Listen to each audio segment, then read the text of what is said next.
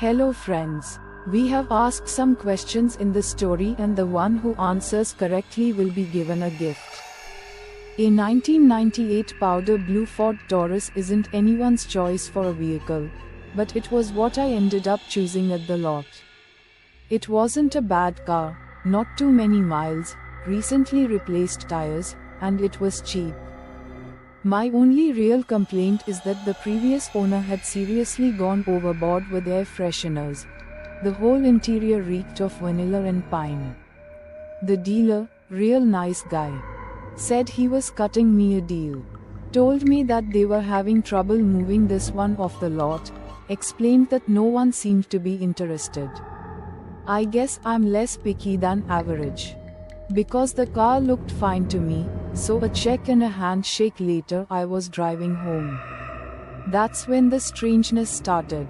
I hadn't noticed it during the complimentary test drive I had been given. But there was a lump in the padding of the seat, right in the small of my back.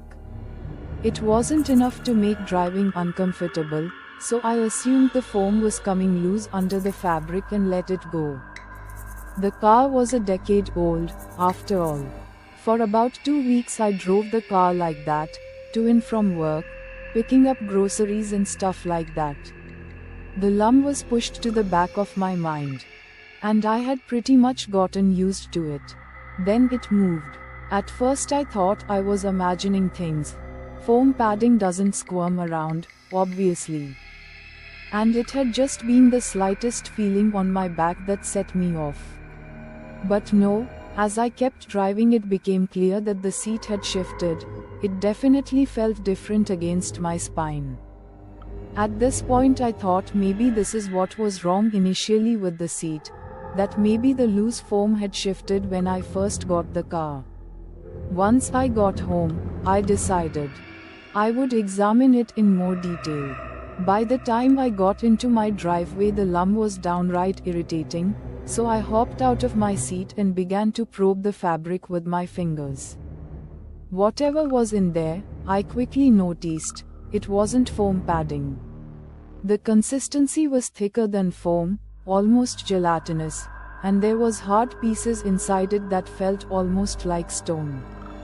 I couldn't make it out at the time, but the shape of the thing was familiar, too. Confirming my suspicions, I also noted for the first time a long seam in the seat that someone had stitched up. The previous owner must have stuck something in there. I hopped back in to take the car to the dealer and complain. This is the sort of thing a salesman should tell you, you know. Maybe they just didn't know about it. I hadn't seen it at first, either. I was about halfway to the dealership when the thing in the seat began writhing around. Not a shift like before, but actively crawling underneath the fabric. If you can imagine the feeling of something worming its way across your lower back, you can probably replicate my reaction.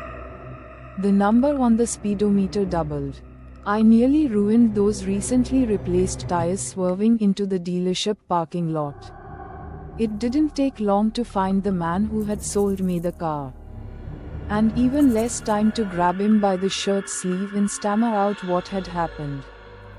He was surprised by my story but strangely receptive, more than I would be if some punk teenager started rambling about squirming car seats, and came back with me to the car, pulling out a pocket utility knife as we walked.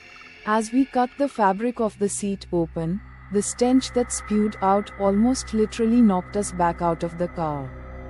But what we smelled didn't make either of our stomachs turn nearly as bad as what we saw. Inside the seat, under the fabric, we found a half-rotten human hand.